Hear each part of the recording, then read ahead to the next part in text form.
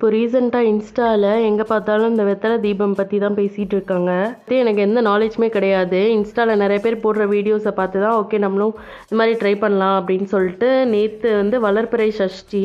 So நம்மளும் try பண்ணலான்னு சொல்லிட்டு வீட்டில் நான் இந்த மாதிரி ப்ரிப்பரேஷன் பண்ணிட்டு இருந்தேன். சின்னதாக ஒரு கோலம் போட்டுட்டு அது மேலே 6 வெத்தலை வச்சுட்டு 6 அகல் விளக்கு அது மேலே ஏற்றி வச்சுட்டு இருந்தேன்.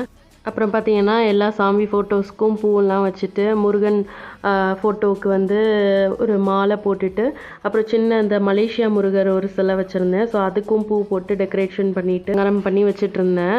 அண்ட் ஈவினிங் பார்த்தீங்கன்னா 6 o'clock மேலே தீபம் ஏற்றி அந்த வெத்தலை மேலே 6 தீபம் ஏற்றி வச்சு சாமி கும்பிட்டேன். ஸோ இப்படி கும்பிடுறப்போ நம்ம என்ன நினைக்கிறோமோ நினைக்கிறது நடக்கும் கண்டிப்பாக அப்படின்னு எல்லாருமே வீடியோ போட்டிருந்தாங்க. ஸோ அப்படி தான் நானும் ட்ரை பண்ணி நேற்று ஸ்டார்ட் பண்ணேன்.